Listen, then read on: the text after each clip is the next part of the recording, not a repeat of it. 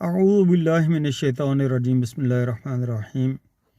الصلاۃ والسلام علیک یا رسول اللہ وعلی آلک واصحابک یا حبیب اللہ۔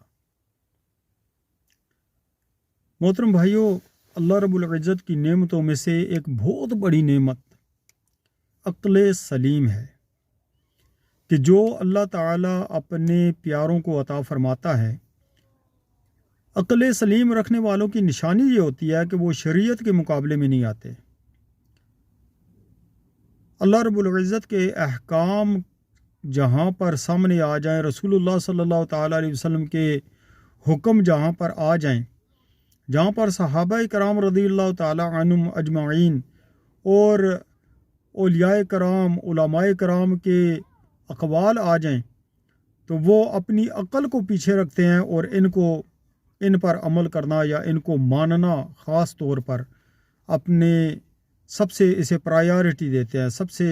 جو ہے وہ زیادہ اہمیت اس بات کو دیتے ہیں کہ اللہ رسول کے احکامات کو مانا جائے۔ لیکن جس شخص کے پاس عقل سلیم نہیں ہوتی، صرف عقل ہی عقل ہوتی ہے، تو وہ اپنی اس عقل کو دنیاوی حساب سے یوز کرتا ہے، استعمال کرتا ہے۔ اس عقل کو استعمال کر کے وہ بڑے بڑے امتحانوں میں کامیاب ہو جاتا ہے۔ اس عقل کو استعمال کر کے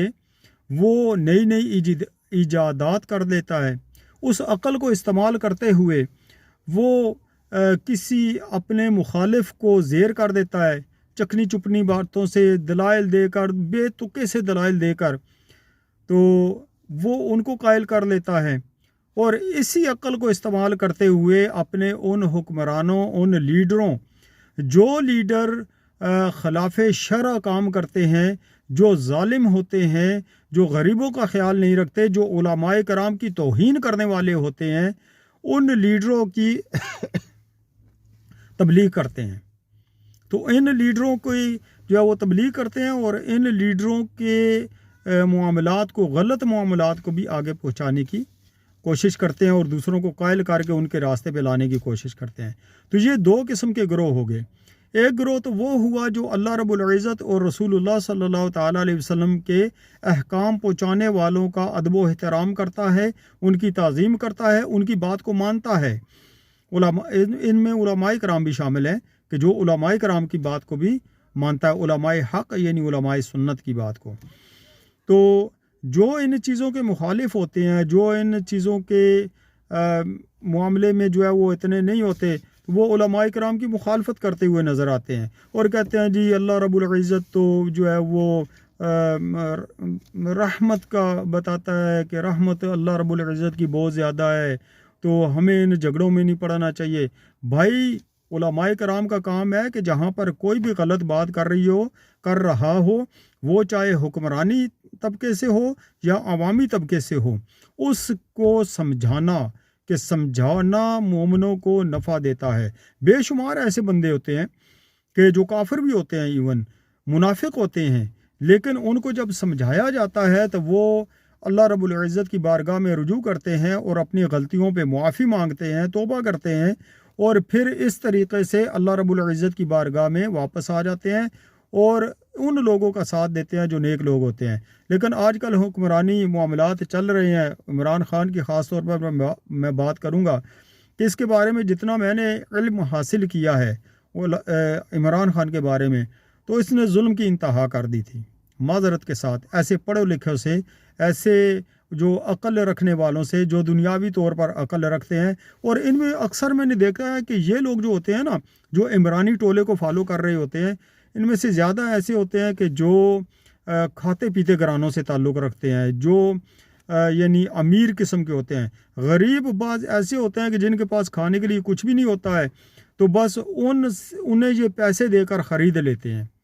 تو ان غریبوں کو ساتھ میں لاتے ہیں، حتیٰ کہ وہ غریب دل سے نفرت کرتے ہیں ان سے، لیکن اوپر سے ظاہر ان کو کچھ نہ کچھ چاہیے ہوتا ہے، تو وہ اس دنیاوی مفاد کی وجہ سے ان کے ساتھ لگ جاتے ہیں۔ ورنہ کوئی بھی غریب جس کو یہ بتایا جائے کہ عمران خان نے نبی کریم صلی اللہ تعالیٰ علیہ وسلم کے لیے ذلیل کا لفظ استعمال کیا، یا نبی کریم صلی اللہ تعالیٰ علیہ وسلم کے لیے پاگل کا لفظ استعمال کیا عمران خان نے، میں نے ویڈیو خود دیکھی ہیں،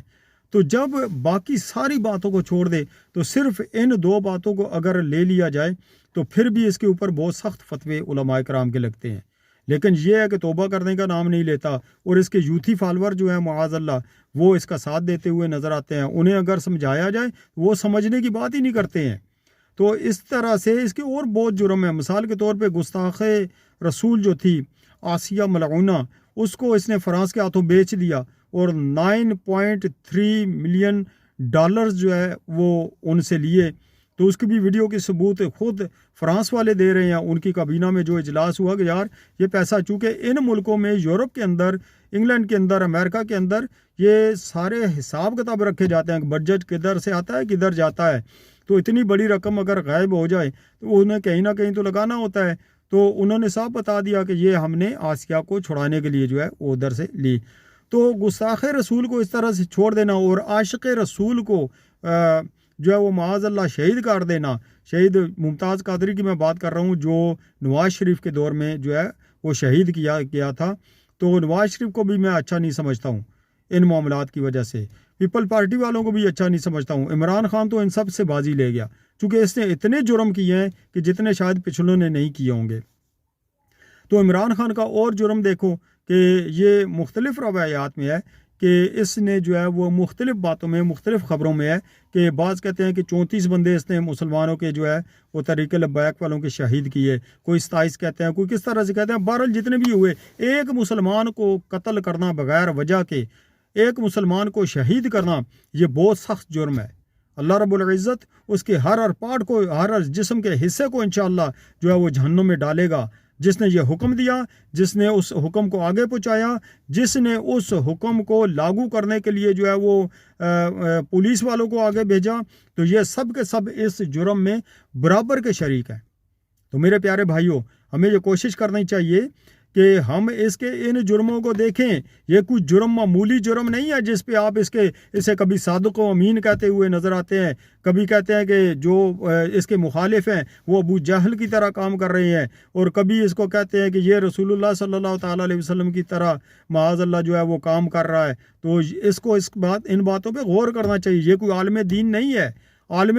غیر عالم کا بیان کرنا، شریعت کا مسئلہ بتانا، شریعت کے معاملات بتانا، اس کے لیے یہ حرام ہے، اور عمران خان نے یہ حرام بے شمار جگہوں پہ کیے ہیں۔ میرے جیسا جاہل آدمی جو کہ عالم نہیں ہے، صرف علماء کرام کی صحبت اختیار کی ہے، یا علماء کرام کی کتابیں پڑھی ہیں، یا چھوٹے موٹے چند کورسز کیے ہیں، میرے جیسا آدمی بھی اللہ پاک نے اسے اتنی عقل دی ہے، اتنی عقل سلیم عطا فرمائی ہے کہ میرے جیسا آدمی بھی اس کی ان چاپلوسیوں کو، ان خطرناک باتوں کو سمجھ سکتا ہے۔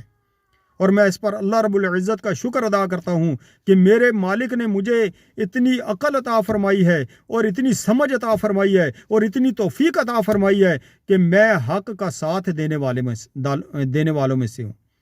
تو میرے پیارے بھائیوں، آپ غور کرو، آپ کس کی تبلیغ کر رہے ہو؟ عمران کی تبلیغ کر رہے ہو؟ نواز شریف کی تبلیغ کر رہے ہو؟ آصف زرداری کی تبلیغ کر رہے ہو؟ کل انہی کے ساتھ قیامت کے دن اٹھائے جاؤ گے، اس لیے کہ جو جس کے ساتھ محبت کرتا ہے وہ اسی کے ساتھ اٹھایا جاتا ہے۔ ہو سکتا ہے آپ دل سے محبت نہ کرتے ہوں، ہو سکتا ہے آپ ان سے دل سے نفرت کرتے ہوں، لیکن دنیاوی معاملات کو حاصل کرنے کے لیے، دنیاوی نفع کو حاصل کرنے کے لیے، دنیاوی فائدے کو حاصل کرنے کے لیے آپ ان کا ساتھ دیتے ہوں گے کہ جائیداد کا مسئلہ پھنس جائے گا تو یہ جو ہے وہ حل کریں گے، اور کوئی مسائل ہو جائیں گے، پولیس کا مسئلہ آ جائے گا، یہ حل کر دیں گے۔ تو جتنا عمران خان کے دور میں کرپشن ہوئی ہے، جتنا عمران خان کے دور میں ظلم ہوا ہے، جتنے پولیس کو اختیار دیے گئے ہیں، جتنی نوکریاں بکی ہیں، جتنا سرکاری ملازموں پر ظلم و ستم ہوا ہے، ان کی جو ہے وہ تنخواہوں کو کم کر دیا گیا، ان کی جو وہ پنشن ہے ان کو ختم کر دیا گیا، یہ سارے کیا ہیں؟ تو میرے پیارے بھائیوں، حق کا ساتھ دو۔ آج اللہ عز و جل نے آپ کو یہ نعمت دی ہے، تحریک لبیک کی نعمت دی ہے، اگر کل یہ نعمت واپس لے لی گئی تو پھر تمہارا حشر بھی انہی کے ساتھ ہوگا۔ اللہ رب العزت مجھے بھی عمل کرنے کی توفیق عطا فرمائے، اور آپ کو بھی عمل کرنے کی توفیق عطا فرمائے۔ آمین بجاہ النبی الامین صلی اللہ تعالی علیہ وآلہ وسلم۔